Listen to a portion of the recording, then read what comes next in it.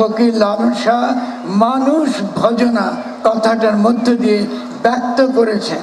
সে মানুষ ভজনার মধ্য দিয়ে আমরা যেন এই যে ঔপনিবেশিক আমলে আমাদের যে জাতিবাদী বিভাজন, যে বিভক্তি, পরস্পরের প্রতি যে সন্দেহ, পরস্পরের প্রতি যে অবিশ্বাস, এটা যেন আমরা কাটিয়ে উঠতে পারি। এই কাটিয়ে ওঠার সংগ্রামে ফকির লালন শাহ অত্যন্ত গুরুত্বপূর্ণ। তিনি যে মানুষ ভজনার কথা বলেন, এটা আমরা এখন যেভাবে আমাদেরকে পরিচয় নির্ণয় করতে চাই, জাতির দ্বারা, রাষ্ট্রের দ্বারা, ধর্মের দ্বারা, বর্ণের দ্বারা, আভিজাত্যের দ্বারা, ফকির লালন শাহ এইসব দিয়ে আমাদেরকে নির্ণয় করতে চান না। তিনি চান আমরা মানুষ ভজনার মধ্য দিয়ে সে আমিকে আবিষ্কার করি, সে আমিকে আবিষ্কার করি যে সকলের মধ্যে বিরাজ করেন। আমি যে এখন কথা বলছি, যে আমি আমার মধ্যে বিরাজ করছি, আমি যখন আমাকে আবিষ্কার করব তখন আমি বুঝতে পারবো আমার সামনে আরো যত আমি বসে আছে সকলেই কিন্তু এক, তাদের মধ্যে মৌলিক কোনো ফারাক নাই। ফারাকটা হচ্ছে আমরা ডুবে যেতে পারছি কিনা। এই যে ডুবে যাবার কথাটা একটু বললাম, দিদির মনে আছে বহু বছর আগে, বোধহয় 30 বছর হয়ে গেছে, আমি ফকির লালন শাহ সম্পর্কে একটা অনুষ্ঠান করেছিলাম ঢাকা শহরে, খুব প্রশংসিত হয়েছিল। অনুষ্ঠানটার নাম ছিল কে তাহারে চিনতে পারে। এই প্রথম ঢাকার মানুষ পল্লী গীতি আকারে ফকির লালন শাহ শুনত, অথবা বাউলদের গান আকারে শুনত। এই প্রথম তারা বুঝতে পারল যে বাংলায় একটা শক্তিশালী চিন্তার ধারা আছে, যেটাকে আমি ভাবান্দোলন বলি, বা ভাবের স্রোত, ভাবের ধারা, ভাবের নদী, ভাবের মোহনা, যে নামে আপনি বলুন, এটা শক্তিশালী ভাবচর্চার ধারা আছে। এই ভাবচর্চার ধারা যারা ধরে রেখেছেন, প্রান্তিক হয়েও সমাজের বহু অবজ্ঞা, বহু অপমান সহ্য করেও যারা এটা ধরে রেখেছেন, আজ তারা এখানে হাজির আছেন। তাদের চেষ্টায় এখনো ফকির লালন শাহর ঘর আকারে, ঘর মানে চিন্তা করবার, একটা চিন্তা করবার জায়গা, যেখানে আমরা সকলে মিলে সামষ্টিকভাবে চিন্তা করতে পারি। এই যে একটা ঘর, এই ঘরের যে জায়গা, এই নদিয়ায় এই ধারাটা আমরা এখনো জীবন্ত রাখতে পেরেছি।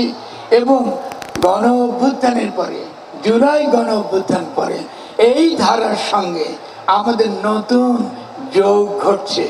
এই যোগটা শুধু আঞ্চলিক নয়, এই যোগটা আন্তর্জাতিক। আজকে গায়ত্রী চক্রবর্তী স্পিভাক সম্পর্কে আমি যদি বলতে যাই, অনেক লম্বা কথা বলতে হবে। তিনি অত্যন্ত পণ্ডিত ব্যক্তি, কিন্তু একই সঙ্গে আপনারা বুঝবেন তার আশাটা আমাদেরকে একটা আন্তর্জাতিক চিন্তার পরিসরে প্রবেশ করবার একটা দরজা খুলে দিচ্ছে। এবং ফকির লালন শাহ সেই দরজা আমাদের জন্য অনেক আগেই তৈরি করে রেখেছিলেন। এই দরজায় আমরা প্রবেশ করবার জন্য সেই সাধনাটুকু করিনি।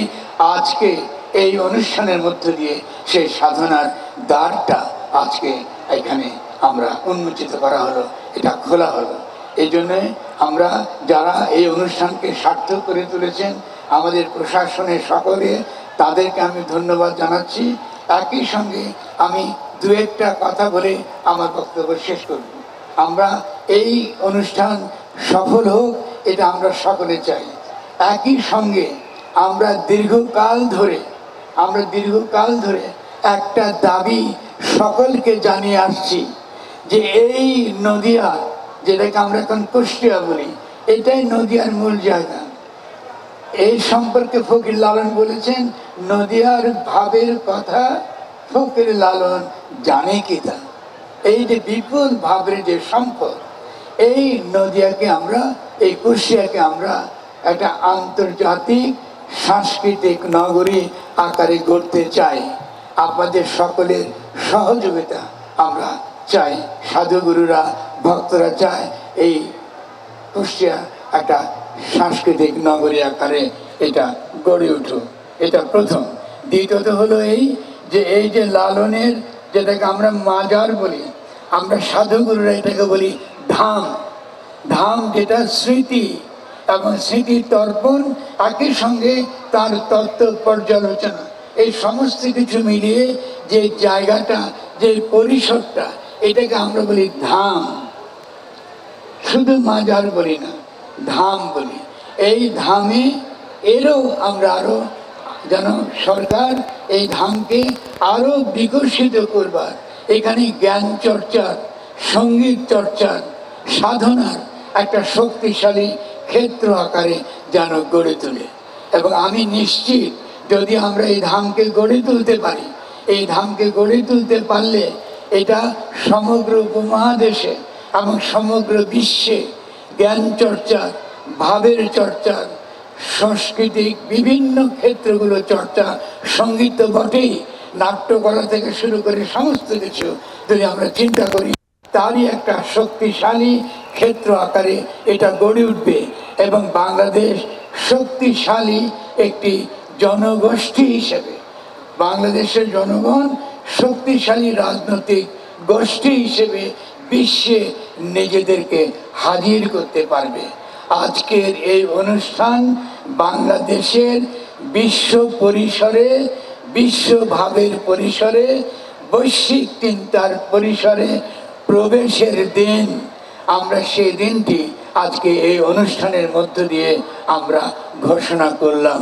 এই অনুষ্ঠানের মধ্য দিয়ে গায়ত্রী চক্রবর্তী বিভাগের আগমনের মধ্য দিয়ে এই ঘোষণা সার্থক হলো।